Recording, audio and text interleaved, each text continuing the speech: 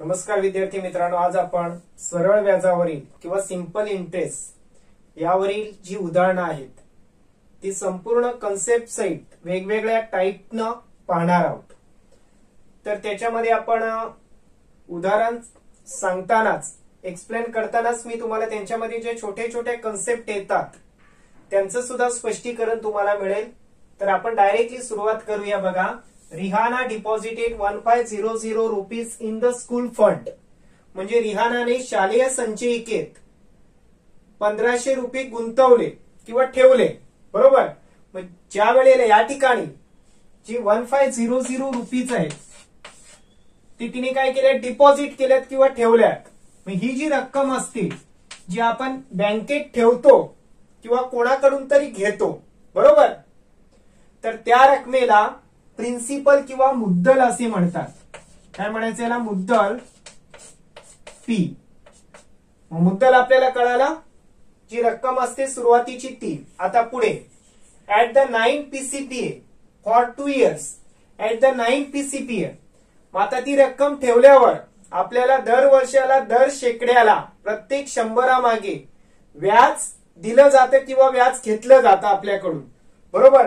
तर तो जो असतो 9 PCPA तो व्याजाचा दर आहे, व्याजाचा दर तो आर ने दाखवतात, रेट ऑफ इंटरेस्ट, बरोबर। आणि तो किती आहे, 9 PCPA म्हणजे 10.9, बरोबर। पुढे फॉर 2 years, किती वर्षासाठी, मग कालावधी किती आहे, कालावधी आहे टाइम 2 years म्हणजे 2 वर्ष। 2 वर्षासाठी बँक त्या संचयिकेमध्ये तिने रक्कम ठेवली, बरोबर। मग तो कालावधी असतो। What is the amount she will get, तिला 2 वर्षानंतर किती अमाऊंट परत मिळेल। आता लक्षात घ्या, 2 वर्षानंतर तिला तिचे 1500 रुपये मिळणारच आहेत, 1500। त्याचबरोबर तिला या रकमेवरती शालेय संचयिका व्याज देणार की नाही, तर देणार, कारण कुणालाही आपली रक्कम फुकट कोणी कोणाकडे ठेवणार नाही, बरोबर। मग त्यासाठी तिला जी रक्कम परत मिळेल, परत मिळणारी रक्कम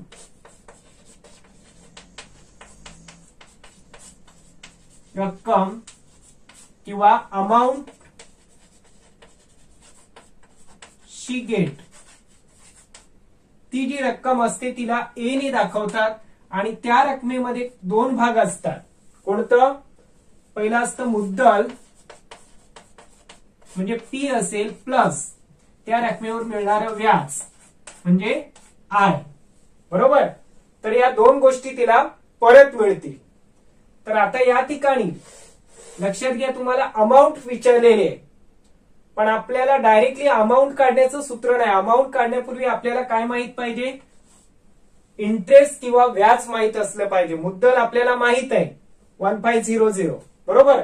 मग आता आपल्याला काय काढावं लागेल, व्याज। मग व्याज काढण्याचं सूत्र आहे व्याज बरोबर मुद्दल म, त्यासाठी पी हे अक्षर वापरतात, गुणिले व्याजाचा दर द किंवा rate of interest R, into काय येणार, क म्हणजे कालावधी किंवा टाइम,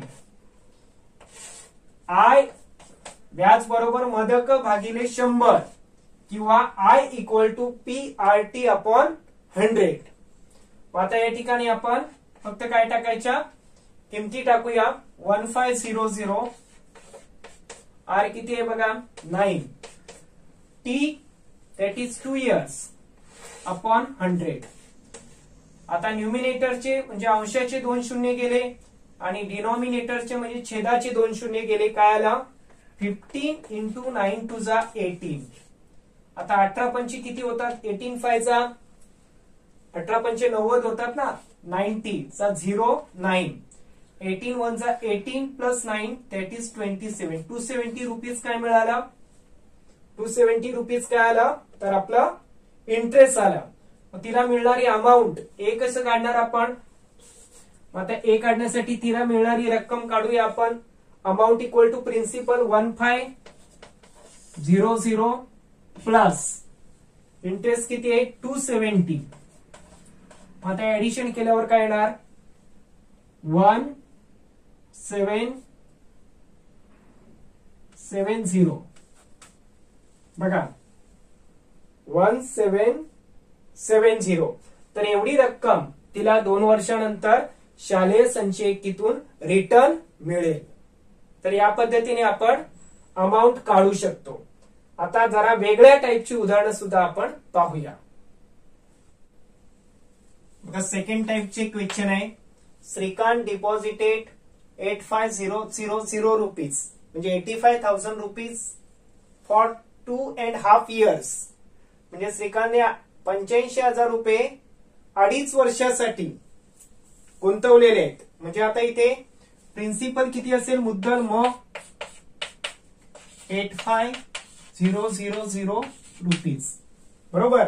ठेवलेली जी रक्कम असते डिपॉझिट केलेली तिलाच आपण मुद्दल काय म्हणतो किंवा प्रिन्सिपल म्हणत असतो. For 2.5 years. 2.5 years काय झाला आपला कालावधी झाला टाइम 2.5 years. आता 2.5 जी आहे याला आपण नॉर्मल फ्रॅक्शन मध्ये आणायचं. म्हणजे कसं आणणार याला पूर्णांक युक्त अपूर्णांक आहे ना व्यवहारी अपूर्णांक करायचं. 2 to the 4 plus 1 हे मल्टिप्लाय करायचं. 2 to the 4 plus 1 5/2 years. त्यानंतर बघा पुढे at 7 PCPA in a saving bank. कोणत्या दराने बँकेत ठेवल्यात 7 PCPA म्हणजे 7 PCPA हा काय झाला व्याजाचा दर R बरोबर ना. व्याजाचा दर R किती आहे 7 PCPA किंवा 10.7. तर काय म्हटलंय what is the total interest he receive at the end off period. म्हणजे कालावधी पूर्ण झाल्यानंतर किती वर्षाचा 2.5 वर्षाचा.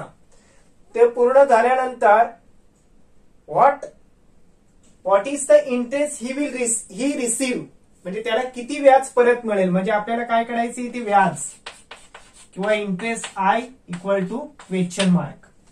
परत आता तोच फॉर्म्युला आहे बघा I equal to P into N into R sorry T PNT upon 100 sorry PRT upon 100 हा. ती म्हणजे काय असतं तुमचं मुद्दल हे व्याज व्याजाचा हा दर झाला आणि टी म्हणजे काय कालावधी झाला तुमचा बरोबर. आता याच्यामध्ये आपण किमती टाकूया. मुद्दल किती आहे बघा 85,000 मल्टिप्लाय रेट ऑफ इंटरेस्ट किती आहे 7 multiply by what is the कालावधी किती आहे कालावधी आहे 5/2 पिरियड अपॉन 100. आता 0 घालवा. ओके म्हणजे काय राहिलं 850 इंटू 7 इंटू 5/2.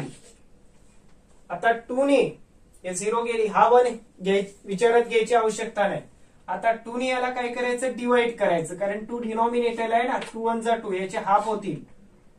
2 4 जा 8 2 2 जा 4 1 and 2 5 जा 10. मग काय येणार 425 इंटू 7 इंटू 5. आता हे मल्टिप्लिकेशन कसं करायचं बघा. प्रथम आपण 7 ने मल्टिप्लाय करू. लेफ्ट टू राईट मल्टिप्लिकेशन करू बघा आपण. 7 4 जा 28 ओके 7 2 जा 14 राईट एज 1 4 and 7 5 जा 35 राईट एज 3 5 मल्टिप्लाय बाय 5 म्हणजे काय येणार आता 2975 मल्टिप्लाय बाय 5. आता 5 ने मल्टिप्लाय केल्यावर काय येणार बघा 5 2 जा अगेन लेफ्ट टू राईट 5 2 जा 10 5 9 जा 45 5 7 जा 35 राईट एज 3 5 and 5 5 जा 25. तुम्ही नेहमीच्या पद्धतीने तुमचं केलं तरी चालेल. आता बघा किती आन्सर येतं आपलं 57,841 रुपीज. तर एवढं काय असेल इंटरेस्ट. तुम्ही तुमच्या पद्धतीने गुणाकार केला तरी चालेल. आपला आन्सर एवढंच येणार आहे. तर या प्रकारे आपण बघा इथे फरक काय होता. इथे आपल्याला जो कालावधी होता पिरियड तो या फ्रॅक्शनच्या रूपात होता तर असा प्रश्न जरी असला तरी तो या पद्धतीने तुम्ही सॉल्व्ह करू शकता. आता जरा आणखी वेगळ्या टाईपचा प्रश्न आपण पाहूया. आता बघा, थर्ड टाईपचं क्वेश्चन असते की ज्याच्यामध्ये तुम्हाला इंटरेस्ट काढायचा नसतो, तर तुम्हाला प्रिन्सिपल, पिरियड किंवा टाइम यांपैकी एखादी किंमत काढायची असते. त्याच टाईपचं आहे बघा. Javed deposited 12,000 rupees. पण 12,000 रुपीज काय झाला, मुद्दल किंवा प्रिन्सिपल किती झाला, 12,000 रुपीज. बघा, ऍट 9 PCPA. 9 PCPA काय झाला, व्याजाचा दर R 9 इन अ बँकेत फॉर सम इयर्स, काही वर्षासाठी. And withdraw his interest every year. प्रत्येक वर्षी त्याने व्याज काढून घेतलं, विड्रॉ केलं. At the end off period म्हणजे काय, कालावधीच्या शेवटी, जे काही कालावधी असेल त्याच्या, he had receive all together, त्याला एकत्रितपणे किती रक्कम मिळाली, 17,400. म्हणजे त्याला अमाऊंट मिळाली, एकत्रित रक्कम, तिला काय म्हणतो आपण, रास किंवा अमाऊंट. अमाऊंट किती मिळतात, 17,400 रुपीज. मग काय विचारले आपल्याला, फॉर हाऊ मेनी इयर्स. तर ही हॅड डिपॉझिटेड हिज मनी, त्याने किती वर्षासाठी आपली रक्कम गुंतवली होती. बरोबर. म्हणजे आपल्याला इथे काय काढायचं आहे, पिरियड. बरोबर. म्हणजे कालावधी किंवा टी किती आहे ते आपल्याला काढायचे. परंतु एक गोष्ट लक्षात घ्या, आपला जो फॉर्म्युला आहे व्याजाचा, I इक्वल टू काय, P into R into T, TRT upon 100. म्हणजे principal, rate of interest, time upon 100. बरोबर. मग आता याच्यामध्ये तुम्हाला कोणत्या तरी 3 किमती माहित पाहिजे, तरच तुम्हाला फोर्थ किंमत काढता येते. मग आता इंटरेस्ट आहे का इथे, नाही माहित. प्रिन्सिपल माहित आहे, मुद्दल माहित आहे ना, रेट ऑफ इंटरेस्ट पण माहित आहे, आणि टी पण माहित. टी तर काढायचे आपल्याला, पण टी काढण्यासाठी आपल्याला आय माहित असलंच पाहिजे, तरच तुम्हाला टी काढता येईल. बरोबर. मग आता आय कसं काढायचं, तर ही जी अमाऊंट असते, परत मिळणारी रक्कम, त्याच्यामध्ये एक पार्ट या प्रिन्सिपलचा सुद्धा आहे. बरोबर. म्हणजेच तुम्हाला जो प्रिन्सिपल आहे त्याच्यामधून, जर त्याच्यामध्ये जो अमाऊंट आहे रक्कम, त्याच्यामधून जर तुम्ही प्रिन्सिपल मायनस केलं की तुमचं काय राहील, इंटरेस्ट राहील. कारण सूत्र असं आहे काय, A equal to principal plus interest. बरोबर ना. मुद्दल बरोबर रक्कम, अमाऊंट बरोबर रास बरोबर काय, मुद्दल अधिक व्याज असतं.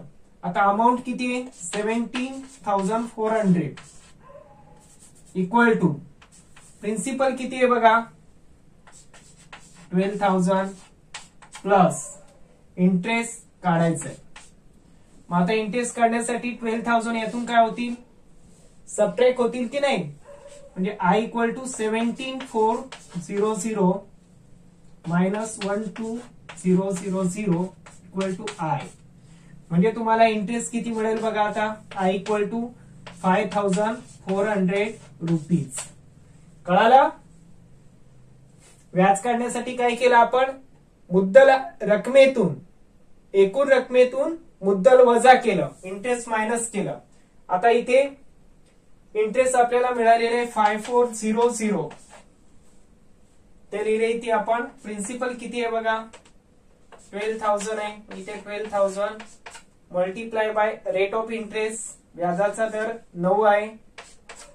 टी काढायचे ऍज इट इज ठेवा, डिवायडेड बाय 100.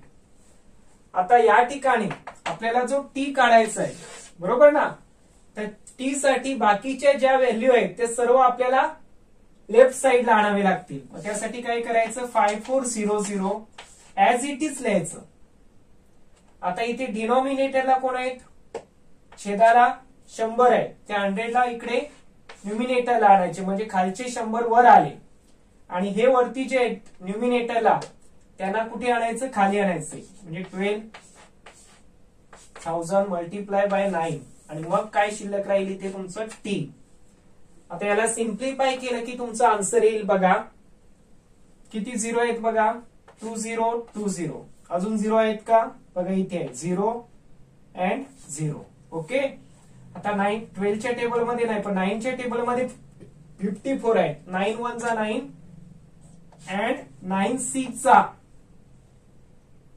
954 होतात ना, 9 6 चा 54 म्हणजे 60 अपॉन काय राहिला 12 इक्वल टू टी. याचा अर्थ टी बरोबर 12 5 चा 60 12 पंचे 60 टी इक्वल टू 5. आणि टाइम कशामध्ये असतो, इयर्स मध्ये असतो, म्हणजे 5 वर्षे किंवा 5 इयर्स काय असेल टाइम, म्हणजे 5 इयर्स नंतर त्याला एवढी अमाऊंट मिळेल. तर या पद्धतीने आपण इंटरेस्ट पेक्षा वेगळी गोष्ट सुद्धा काढू शकतो. आता यामध्ये तुम्हाला पी विचारू शकतात, कधी कधी आर पण विचारू शकतात. तर त्या टाईपचा जरी प्रश्न असला तरी याच प्रोसिजर मध्ये जाऊन तुम्हाला त्याची व्हॅल्यू काढता येईल. कळालं? तर या प्रकारच्या उदाहरणांचा तुम्ही सराव करा, प्रॅक्टिस करा. कोणत्या व्हॅल्यू आहेत काय आहे ते व्यवस्थित समजून घ्या आणि प्रॅक्टिस केली की तुम्हाला सहजच उदाहरणं सोडवता येतील. बरोबर? तर या रेग्युलर पाठ्यक्रमाबरोबरच आपल्या चॅनेलवरती स्कॉलरशिपचे आणि वैदिक गणिताचे सुद्धा व्हिडिओ आहेत, तर त्यांचा सुद्धा तुम्ही अभ्यास करा. त्यासाठी आपल्या चॅनेलला सबस्क्राईब करा, म्हणजे तुम्हाला त्या व्हिडिओचं नोटिफिकेशन सुद्धा मिळेल. थँक्यू.